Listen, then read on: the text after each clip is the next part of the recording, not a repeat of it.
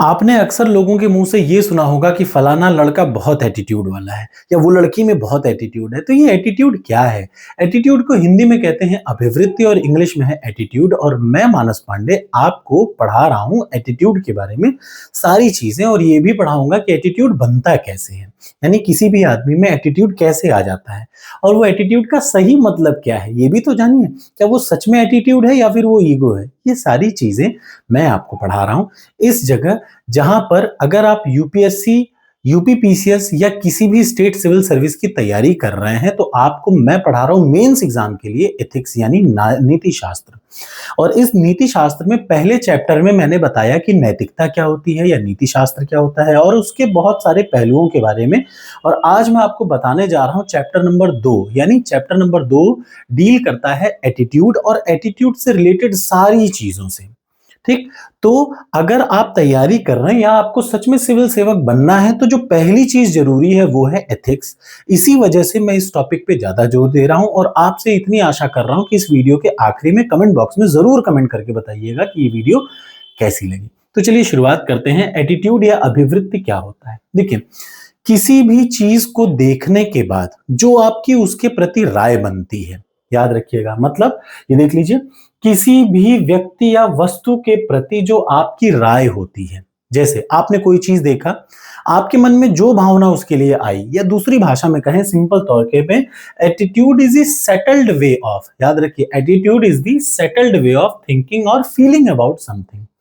आपको किसी भी व्यक्ति या वस्तु को देख करके जो फीलिंग आती है या जो आपका अप्रोच रहता है, उसी अप्रोच या उस फीलिंग को हम कहते हैं एटीट्यूड। समझ में कम आया हो तो एक एग्जाम्पल की मदद से मैं सीधे सीधे समझाता हूं कि एटीट्यूड क्या है। एक एग्जाम्पल जो आपको पूरा समझाएगा। देखिए, आपके सामने तीन चीजें मैं बता रहा हूं, एटीट्यूड क्या है बड़े आसानी से आप समझ में आ जाएगा। सबसे पहले मान लीजिए एक एग्जाम्पल, आप अपने ऑफिस में या आप कहीं पे जा रहे हैं और आप देख रहे हैं कि कोई आदमी घूस ले रहा है। ध्यान से देखिए, आपने देखा कि फलाना पुलिस वाला या फलाना व्यक्ति घूस ले रहा है। ध्यान से देखिएगा, राह चलते रहते चौराहे पे आपने देखा कि एक पुलिस वाला किसी से घूस ले रहा है। तो अब तुरंत वो देख करके आपके मन में क्या आ जाएगी? घृणा आ जाएगी। घृणा, या आपको लगेगा यार बड़ा खराब लगेगा, क्या एकदम सिस्टम बर्बाद कर रखा, आएगी। अगर आप सच्चे मानुस हैं या अगर सच्चे अधिकारी हैं या आप सच्चे इंसान हैं तो पक्का वो घूस लेते देख करके ऑफिसर के ऊपर आपको क्या आ जाएगी? घिन आ जाएगी, यार एक गुस्सा लग जाएगी, ये क्या एकदम बकवास है। अब ये घृणा या गुस्सा ये क्या है? हमारी फीलिंग है। तो जब हम किसी सिचुएशन को देखते हैं तो सबसे पहला भावात्मक, यानी हमें जो अनुभूति, भावात्मक मतलब जो हमारा भाव है, जो हमारी फीलिंग्स है, याद रखिएगा, उसको इंग्लिश में बोलते हैं अफेक्टिव। सबसे इंपॉर्टेंट पहलू है अफेक्टिव। अफेक्टिव का मतलब सिंपल तौर पे फीलिंग, इफेक्टिव का मतलब फीलिंग। आपने कोई सिचुएशन देखा, आपको घृणा आई, आपको गुस्सा आई, वो गुस्सा या वो घृणा ही आपकी क्या है? फीलिंग है। सबसे पहली चीज क्या है? इफेक्टिव। ए से इफेक्टिव यानी गुस्सा या घृणा। अब क्या होगा? तुरंत आपके मन में क्या विचार आएगा? इस आदमी के खिलाफ चलो कंप्लेन करते हैं। यानी जैसे ही आप अपने मन की घृणा को, फीलिंग्स आई, फीलिंग्स को आपने कैसे वो किया कि यार चलो इसकी रिपोर्ट लिखाते हैं, इस आदमी के खिलाफ, इसने गलत किया, ये क्या कर रहा है, घूस ले रहा है, इसके खिलाफ मैं क्या करूं? रिपोर्ट करें। तो आप उल्लंघन की रिपोर्ट करने का आपका इरादा है कि आप जा रहे हैं और उसके खिलाफ फिजिकली आपने क्या करने की सोच ली है? रिपोर्ट दर्ज करानी, यानी व्यवहारात्मक, बिहेवियरल। कोई चीज आपने देखी, आपको फील हुआ कि ये गलत है, नहीं, कोई चीज आपने देखी और आपको फील हुआ या गुस्सा होने लगा, यार ये बहुत गलत, मतलब ये क्या कर रहा है, एकदम घिन आ गई उसको देख के। तो वो घिन या वो घृणा या वो गुस्सा क्या है? आपका इफेक्टिव या फिर फीलिंग है। अब गुस्सा आने के बाद आप क्या करेंगे? उसके खिलाफ जाएंगे रिपोर्ट करवाने। वो आपका व्यवहार है, यानी आप जो एक्शन ले रहे हैं, उसके प्रति जो आपने एक्शन लिया या बिहेवियरल चीज करी, वो क्या है? आपका व्यवहार है। अब तीसरा, ये सब आप क्यों कर रहे हैं? क्योंकि आपका एक बिलीफ है। आपका क्या बिलीफ है? एक लोक सेवक को घूस नहीं लेना चाहिए, यानी लोक सेवा सबसे ऊपर होना चाहिए, आपका ये बिलीफ है। आपने अपने मन में ये बिलीफ बैठा रखा है, यानी कॉग्निटिव, आपके दिमाग में ये बैठा है कि घूस नहीं लेना चाहिए। आपके दिमाग में ये बैठा है कि घूस लेना गलत है। तो जब आपके में संज्ञानात्मक, यानी आपका विश्वास है, सिंपल तौर पे आपका क्या है? बिलीफ है, या कॉग्निटिव आपका क्या कहता है? आपका विश्वास कहता है कि यार लोक सेवा के व्यक्ति को, यानी लोक सेवक को, लोक सेवा ही सर्वोपरि मानना चाहिए। अब जब आप देखते हैं कि वो लोक सेवा की बजाय घूस ले रहा है तो आपका मूड खराब हो जाता है। तो कुल याद रखिए आपका एटीट्यूड आपको पुलिस वाले को या फिर आपको वो पर्टिकुलर घूस लेते हुए व्यक्ति को देख करके घृणा क्यों आई, यानी आपको ये फील कैसे हुआ, ये खराब फील कैसे हुआ, यही खराब फील करना ही आपका एटीट्यूड है। और ये कैसे हुआ, 3 वजह से, ए बी सी।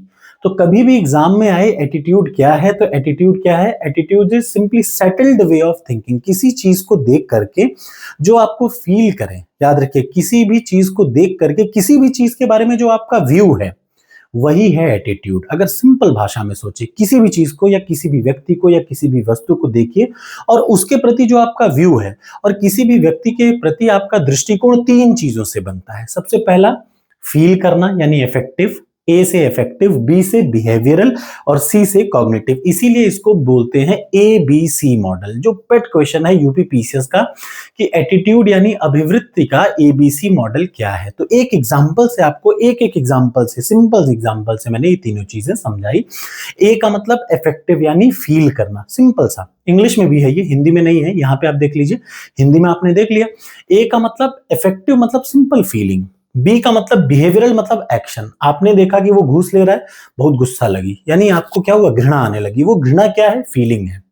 दूसरा, उसके खिलाफ आपने सोचा कि मैं जा करके एक्शन लेता हूं यानी रिपोर्ट करता हूं, बिहेवियरल, आपने बिहेव किया उसके खिलाफ एक्शन लेने के लिए। क्यों, क्योंकि आपके माइंड में, कॉग्निटिव का मतलब आपने संज्ञान किया, आपके माइंड में क्या बैठा है या बिलीफ आपके कहते हैं कि यार लोक सेवक के लिए लोक सेवा ही सबसे बड़ी चीज है, उसको घूस नहीं लेना चाहिए, इस वजह से आपने काम किया। यानी इसको बोलते हैं कौन सा मॉडल, ABC मॉडल। याद रखिए अभिवृत्ति का ABC मॉडल क्या है, तो अभिवृत्ति के 3 कंपोनेंट है। या जब एग्जाम में कभी आए एक्सप्लेन द स्ट्रक्चर यानी उसकी संरचना के बारे में, एटीट्यूड की संरचना कैसे होती है, तो एटीट्यूड की संरचना इन तीनों फैक्टर की वजह से होती है। यानी किसी भी व्यक्ति का या वस्तु के प्रति जो आपका अभिवृत्ति होता है वो इफेक्टिव, बिहेवियरल और कॉग्निटिव, इन तीनों का भावात्मक, ठीक, भावात्मक, व्यवहारात्मक और संज्ञानात्मक, इन तीनों की वजह से होता है। अब हम लोग बात करते हैं सबसे जरूरी चीज कि एटीट्यूड क्या है और इसके फीचर्स क्या हैं। सबसे बड़ी बात,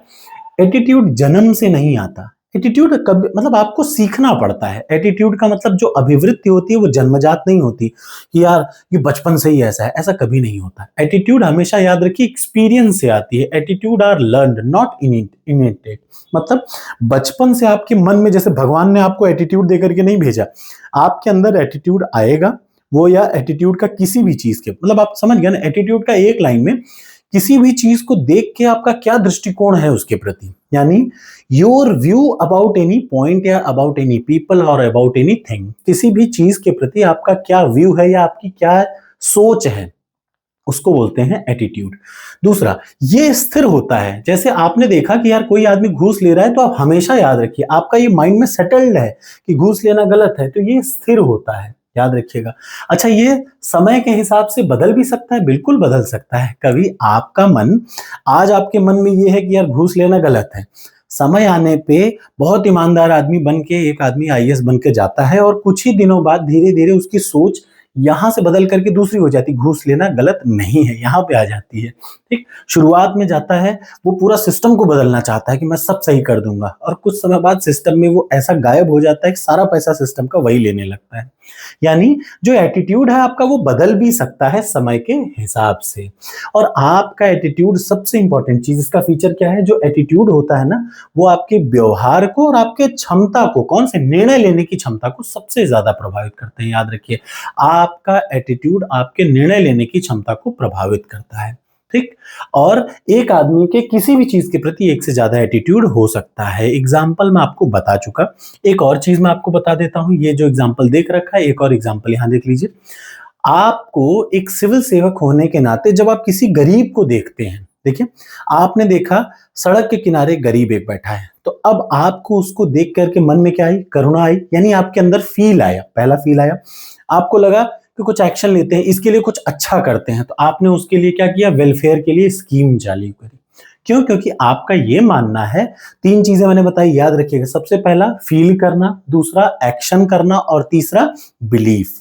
तो ये किसी भी चीज के बारे में क्या फील है और क्या एक्शन है, क्या बिलीफ है, इन तीनों से बनता है एटीट्यूड। और आशा है आपको ये वीडियो अच्छे से समझ में आई कि प्लीज कमेंट बॉक्स में जरूर बताइएगा कि वीडियो कैसी लगी। Thank you so much.